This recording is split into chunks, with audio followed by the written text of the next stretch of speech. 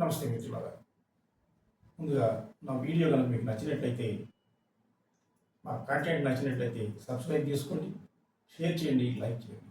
ముందుగా ఈరోజు కంటెంట్లోకి వెళ్ళినట్లయితే, సహజంగా ప్రతిరోజు మనం ఉదయాన్నే లేచి ఉద్యోగానికో వ్యాపారానికో మనం వృత్తి చేసుకొని సాయంకాలం దాకా కష్టపడి సాయంకాలం ఇంటికి వస్తాం, హ్యాపీగా అన్నం తింటాం, కాసేపు మాట్లాడతాం, చివరిగా టీవీ దగ్గర కూర్చుంటాం.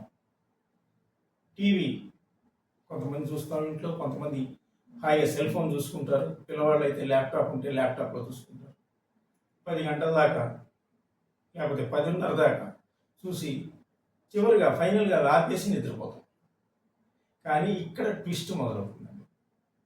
అదేంటంటే మనకు నిద్ర పట్టదు. ఒక గంట సేపు అటు ఇటు పొరుతాం, నిద్ర పట్టదు. ఇంకొక గంట గడుస్తుంది, చిరాకు పుడుతుంది, అట్లా ఎప్పుడో నిద్రపోతాం. కానీ ఆ నిద్ర లేమితనం ఎప్పుడు 1 గంటకో 2 గంటలకో నిద్రపోయి మళ్ళీ తెల్లవారుజామున 6 గంటలకల్లా నిద్ర లేచి మన పనులు చేసుకొని మళ్ళీ ఆఫీస్కో వృత్తికో వ్యాపారానికో వెళ్తాం. కానీ ఈ అఫెక్ట్ అక్కడ మొదలవుతుంది.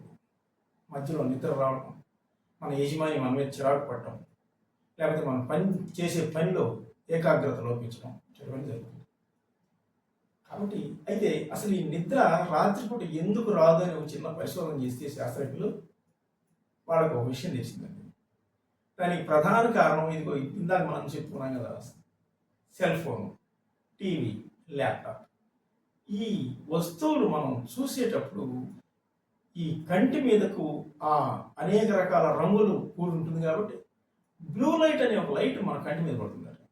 ఈ లైట్ ఏం చేస్తుందంటే మనకు నిద్ర పట్టడానికి ఒక రకమైన హార్మోన్ రిలీజ్ చేస్తుందట శరీరం మెదడులో నుంచి. ఆ హార్మోన్ రిలీజ్ కాకుండా ఈ బ్లూ లైట్ అనేది ఆపేస్తుంది అవుట్. కాబట్టి మనకు నిద్ర పడదు. అప్పటిదాకా టీవీ చూస్తాం, పడుకునే ముందు చూసి చూసి చూసి టక్కన టీవీ ఆపేసి వెంటనే పడుకుంటాం. సెల్ ఫోన్ చాలాసేపు చూసుకుంటాం, పడుకుంటాం, నిద్ర పడదు. కారణం మనకు తెలియదు, కారణం ఇదే.